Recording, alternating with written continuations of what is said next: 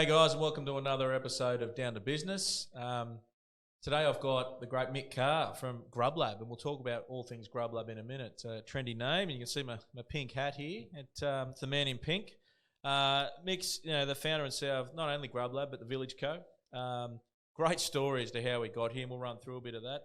The boy from Curry, and he's been through all things and done in corporate life and thought there was a better way, and he'll tell you a bit more about his background. But I'm going to invite Mick on to say a few words about that now. So welcome, Mick. Thanks for having me, mate. Let's tell the viewers a bit about that background. I find it amazing every time I hear about it. Yeah. Where'd you start? I think this is business number 6. Left school at 15. Hated English, presentations, public speaking. So it's fairly ironic now that I'm talking and presenting and doing pitch decks for big corporates in the boardroom. So left at 15, went to BHP. We were the last apprentice to go through BHP. It was a good time. It was fairly eye-opening to go into there. It was another world. It was dangerous. It was big. It was heavy industry. It was a different world. So it was a great experience. From there, pushed into the mines, and then my entrepreneurial journey started on the back of that. With we had a commercial laundromat. We had some labour hire company. We did a dust suppressant company. So before we go to skip through those, I think it's a good story. Like, how'd the commercial laundromat idea come out? Because I think there's a lot of people sitting there, maybe not, in BHP anymore, etc., but they might be working or toiling away, or even in their own business, and think of ideas, but don't necessarily have maybe the resilience or the drive to go through it, or maybe it's just think it's not a good idea. So talk about that laundromat one. It might be the naivety, mate, I think, of a startup. There was me, my brother, and my dad, all in the mines, same shift, and we blew Mum's washing machine out in 6 months. I think it just shattered, and we're like, God, this has got to be a better way, And there was the Enzymes of the world and Alsco's were doing the big contracts, and there was the local guys where you drop your gear off, and we just found a little niche where we said we'll deal directly with the guys. We'll pick up their laundry on a Friday night, wash it, and drop it back Sunday. So, yeah, it was naive. We'd never washed a piece of clothing in our lives. 23 at the time with me and my brother and our 2 partners. Designed it, built it, engineered all the council stuff. It was a hard slog. And then we opened the doors, and that's when actually the fun started. And it was we were paying wages out of our pocket. Starting a business is like it. That first early days is a nightmare. All that self-doubt came in, and like, are we going to make this? It was, we're paying our cousin to run it. We were washing clothes after work. We were doing weekends. I remember going there at 4 o'clock in the morning, washing on a Saturday morning, and then going to play footy. So that's on the back of a full-time job. So I think, if the old saying, if you knew what it was about, the journey, you probably wouldn't do it. But saying that, here we are, number 6. But obviously, even that first one, there's a need. Yeah. And it probably wasn't, I'd say it probably wasn't a hard sell to, your end users. It was an easy sell. I think, probably just understanding that problem. We had a really good understanding of the problem, that how hard it was, and it was a painful experience washing clothes, and you had the baby clothes and the work clothes going in together, and it just wasn't a good experience to do that at home. So I think it was just identifying that problem, understanding was it big enough and worth solving, and it turned out it was. And then I guess having the balls, I guess, to invest and put the money in. It was a couple $100,000 we put into it. Fairly risky at 23. So it paid dividends, but we ended up with 90% of the mines in the Hunter Valley, and the cash was unbelievable. It was a cash business. Yeah. And from there, you said you went into, was it labour hire next? Yeah, we had a labour hire company, underground labour hire. Once again, it was a totally different business. A lot of risk, dealing with the big mining companies. Some were paying it 7 days, some were paying it 160, and it grew quick. I think we ended up getting to somewhere around $3 million a year in turnover, very quick in the first 12 months. Had some highly skilled guys. It was a good product, and then the GFC hit, and we just wound it up. Yeah. And what happened from there? We wound that up, and then we started the vending machine business. Yeah, so once again, we sort of isolated and found a problem in the mining.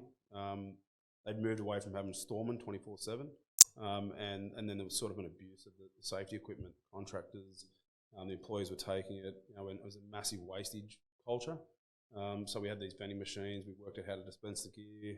So what sort of gear was in there? Safety gear, glasses, gloves, tooling, Stanley knives, respirators, just a whole range of high consumable products. And probably what we found was that storemen were no longer 24/7 on mine sites, but the mines were still running 24/7. So how do you then control it after hours and weekends? And hence the vending machine was a solution that the guys had tapped their cards, they didn't pay for the gear. It was just tap the card so they could track who took it from a compliance point of view. And then it got dispensed and out it went. Okay.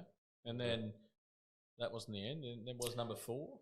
Yeah, well, that vending business was an interesting journey. We actually sort of got out and signed a deal with 3M, big American company, and they were using it to sell their own products into mines. And it was a good journey. It was certainly different to a small business. It was a $40-odd billion American giant.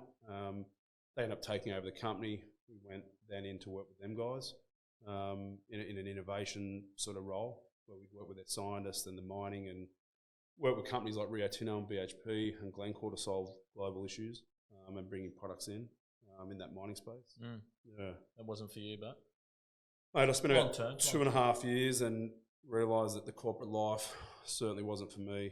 After being self-employed in the rush, what business is like, the rush of a startup and a company that's fairly addictive. It's sort of as close you can get to footy, I reckon, as doing it in a job. It's that rush, the adrenaline, the stress. Yep. It is addictive. Depends what day it is. Sometimes like more than others. So then, I mean, you obviously had a couple of steps in between then and now. But talk to me about what is GrubLab. Yeah, GrubLab's a product, and obviously we've got our head co, which is Village Co, and the premise there was we wanted to do good locally. Was how do we do a product and a business and a solution for small businesses, mums and dads, independents that don't have the access to McDonald's, for instance, the resources they have, and hence GrubLab was born. It's a marketing tech product. It's mainly around the hospitality industry. Hospitality sector, yeah. So pubs, clubs, restaurants, cafes, and what we identified a niche around family dining, kids dining, and essentially what we've built is the next gen Happy Meal solution. So talk to me about that, because I've heard you talk about it before with that, decision making around family dining. Yeah, we uncovered a really neat stat globally. Family dining, 93% of all decisions are made by the kids. So it seems like a high stat. Yeah, I remember when I first heard it, and everyone's really. Then you think about it, and I don't want to eat this, I don't eat that. And the more and more we look at it, I think it's light on. We all make a decision. Little Johnny likes to schnitzel at the pub. You'll go there because it's the path for less resistance. If there's a playground and Sally loves the playground, you'll go there because it's a good experience. So we've sort of positioned GrubLab as a tool to give a good dining experience for kids and families. And then we bring big brands like Minions, Jurassic, NRL, AFL. They're big IP brands. Yeah. So the product, I mean, at the I guess user phase, is an app. Yep.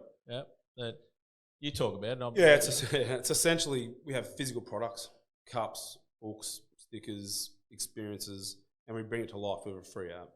The free app's engaging. It brings it to life. We use augmented reality and some gaming. And essentially our mission was, how do we give a solution that gives a family a better dining experience and sort of extends it by 15 minutes. That was sort of the premise was, I've got 3 boys. How do we allow me to have a beer, my wife have a wine, and we have dessert? And it's a better experience, that extra 15 minutes. So that was sort of what drove it. And it's just took off. With these big brands we're working with now, Universal Studios, Minions and Jurassic, 2 of the biggest family brands on the planet, and the 2 biggest sporting codes in Australia, NRL, AFL. Yeah.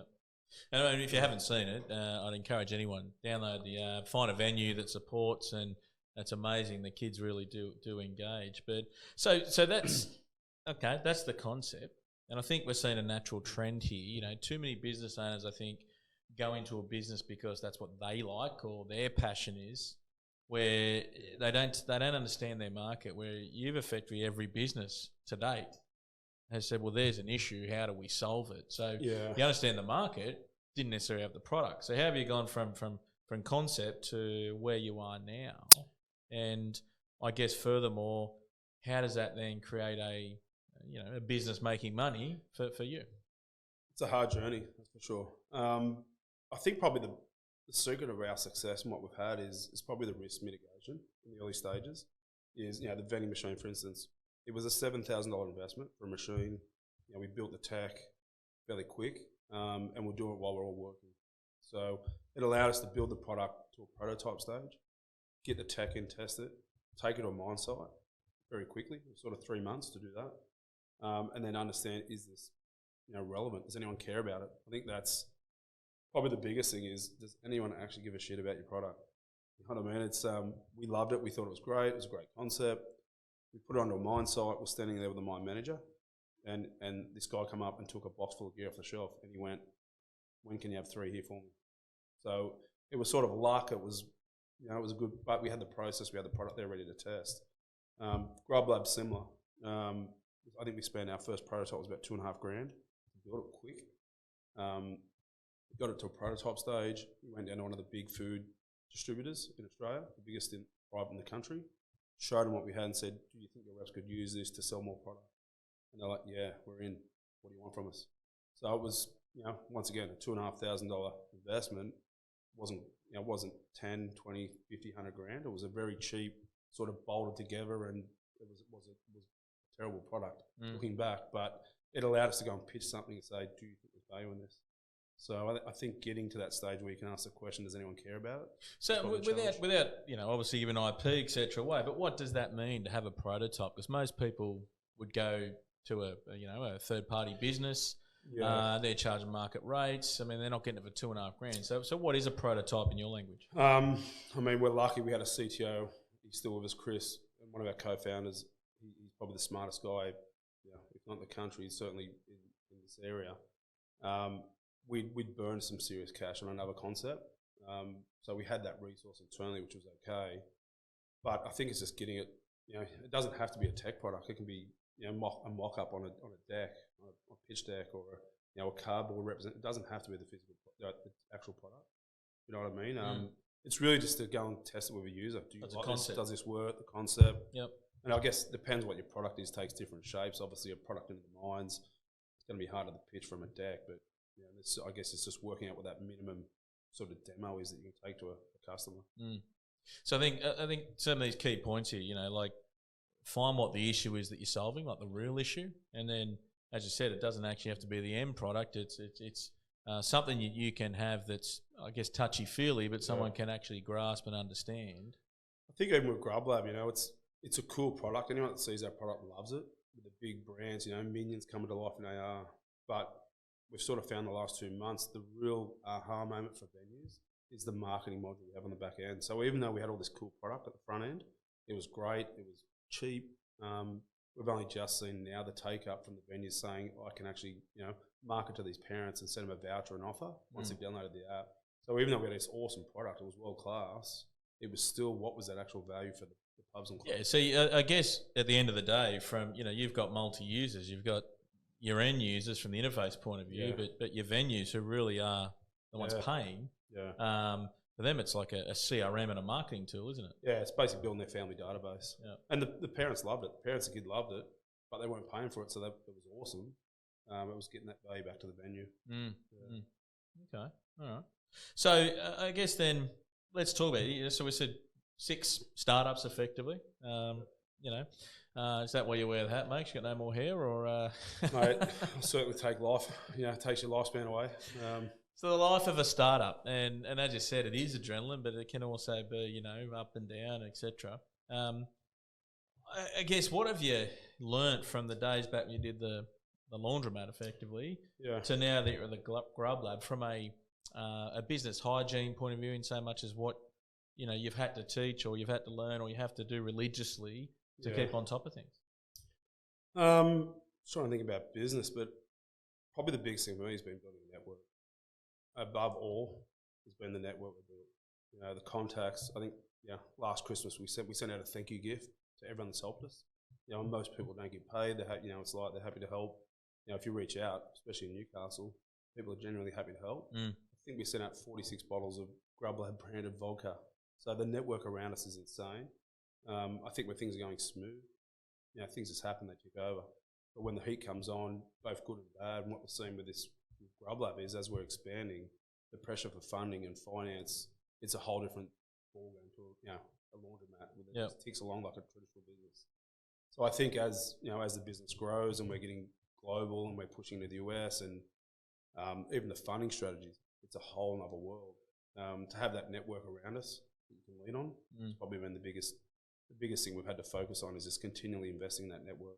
Yeah, look, it's a constant. I guess everyone we talk to that's had a bit of success, or are in a good place, the relationships, and not just for direct business stuff, but as you said, it is a wave to ride, and even some of those down days to bounce things off. Yeah, I guess, and to be honest, our hygiene, if you want to call it that, with our rhythm is probably not the best because we're going so hard and so fast. It's probably trying to get back to the basics of what do you do daily. When you get to work, planning, just the basics of planning the day out. Not taking every meeting. Whereas when you're in that startup phase, it's and I always take every meeting we can. But I guess as you grow, just trying to value your time is probably the biggest thing I need to work on. And trying to obviously work on that's hard when you're trying to create networks and contacts and look for deals. Yeah. And I guess furthermore to being a startup, and especially in your space where, as you said, you need people to design this stuff that, augmented reality. I'm probably the worst to talk to about tech. I'll break more than I understand. But you need to bring those people into the fold, and they're not doing it for nothing. So you need cash. What's the capital raising journey been like? And for anyone with the same idea or looking in this space, what's some of the tips you can provide? I guess take a ticket and get ready for a lot of meetings. I think our first capital raise, we're trying to raise 250,000, and I think we had 79 meetings, and the 80th dropped. So it was a lot of time, a lot of effort. It obviously takes away the focus from your business. It's probably the biggest advice. And then it's just that meetings. I guess it's just meetings, and I think what you find through that process is it actually helps you streamline your business pitch and your plan, essentially. That's what I found, is the decks you're presenting. So you're based on the questions you're getting asked and the feedback, debrief and realign for the next one? Well, it challenges your thought process, the problem, the way you position your unique selling proposition, your business model. It all comes under scrutiny. You're asking people to put their money in. Every part of your business is up for being challenged. And as you find, the more and more you go through, the more meetings you have, the clearer that business plan and your pitch deck essentially of your strategy becomes. Yeah, I think it's it's a good one to align to. Not many people probably understand this story, but Walt Disney, when he was building Disneyland, he ended up going for finance over 300 times. You think about most people these days, they get declined for a loan once or twice, and it's give up. So 79's not too bad, mate. Yeah, and it's a hard slog. It's you ask people put their money, they've got to back you. Probably the story. If you've got a story and a big vision, that's probably the thing that people buy into more so than the numbers are critical. But what I found is anyway that people, if they buy into your vision and the concept and the product's solid, they'll generally look at the numbers and go, yeah, it makes sense. Do I believe this guy can actually deliver this? And that's probably the secret. And what I guess then, that was your first journey, but it's obviously been a hell of a lot more going to that capital raising today. As you've grown and want to do more things, what's some of the things you've had to really been able to, I guess, address? So yes, you said the story, but there would have been some things more recently you've had to address and show for people to be able to go, yeah, I'm happy to back that. I think it's just performance, and can the product deliver what you say it's going to deliver? That's probably the key. And we make assumptions on cash flow projections and all that, and then it's investors invest, and some of our investors have come in 3 times, so they've got the confidence that where we're heading is the right direction. Obviously, that vision's big enough, and the exit is probably the key. Whereas a bank will loan on interest, and that's all they want back is some of our investors are looking for 20, 30x return on their money. So it has to be a big enough opportunity, and then you have to obviously justify that you can deliver that, which is the hard thing. Cool. And look, at the end of the day, where you're at now is the tech space. And correct me if I'm wrong, but you're not the tech guru. You're like me.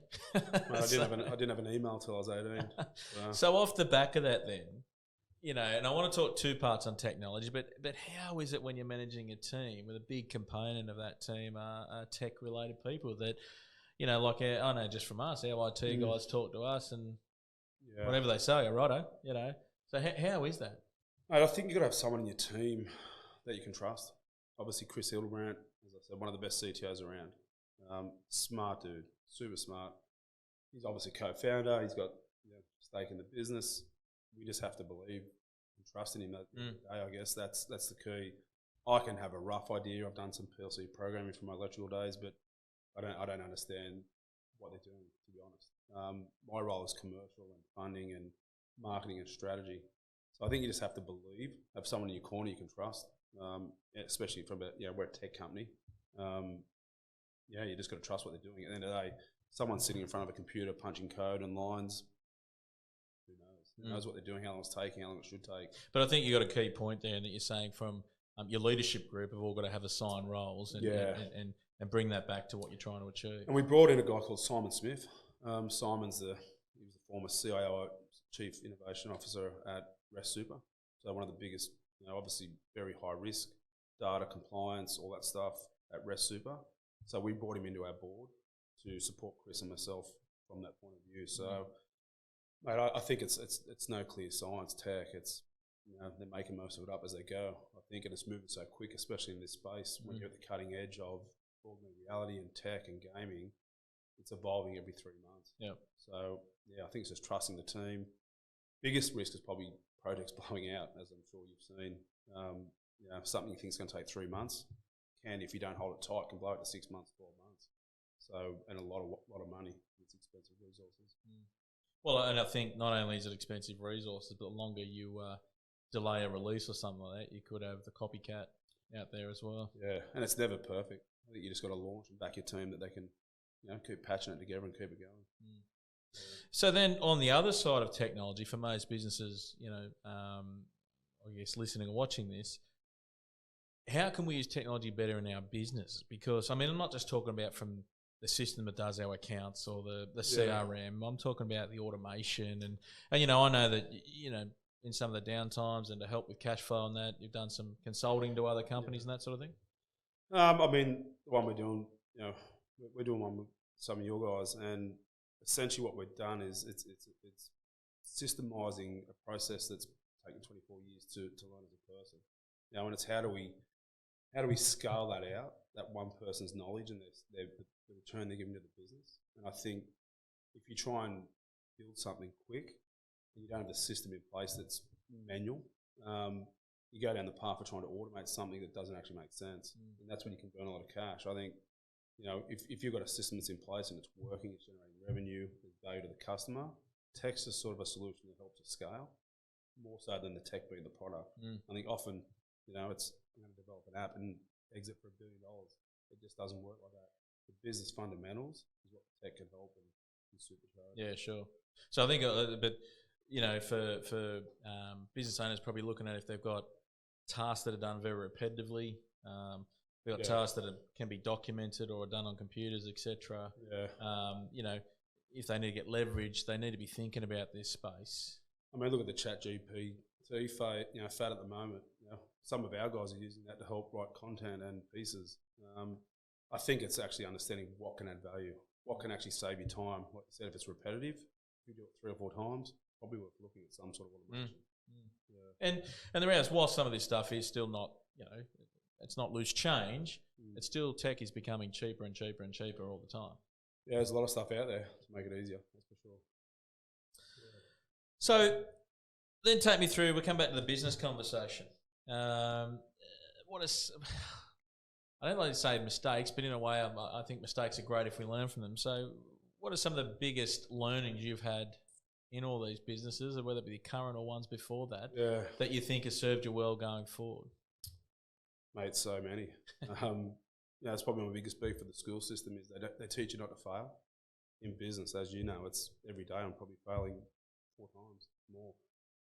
We built a product for the butcher space in the early days. It was going on well. We had a big contract. I think we invested $500,000 into it. So it was a big investment. And in parallel with GrubLab, it was all happening at the same time. We didn't know which one was going to take off. But what we found was that the butcher space was probably, this is back to that problem solution, wasn't market ready. The issue was there, but what we built was probably too advanced, and the market wasn't quite ready. It's probably 3 years too early. And then GrubLab took off. So, $500,000 into a platform that we still have there today. Now's probably the right time to launch it. But GrubLab's obviously taken off so hard that we've sort of parked it. But yeah, it was a massive learning. And obviously that sort of money is, it's a big investment. So I think it's, mate, every day we're learning. I think being able to be wrong, acknowledge it. That's probably the biggest learning, is just being prepared to be wrong. Oh, that's good. That's good. So I think for me, I think the other thing, just to reiterate, as I said before, from a startup point of view, you've solved an issue. There's been where I guess mostly businesses have started from. The thing with GrubLab, I think a lot of people look at it and say it's the app or it's the kids' products and that. But at the end of the day, you've got the various stakeholders around a transaction, if you like, within a hospitality space. Yeah. And you've got the venues that sign on. Yep. So there's a formal agreement there and a transaction.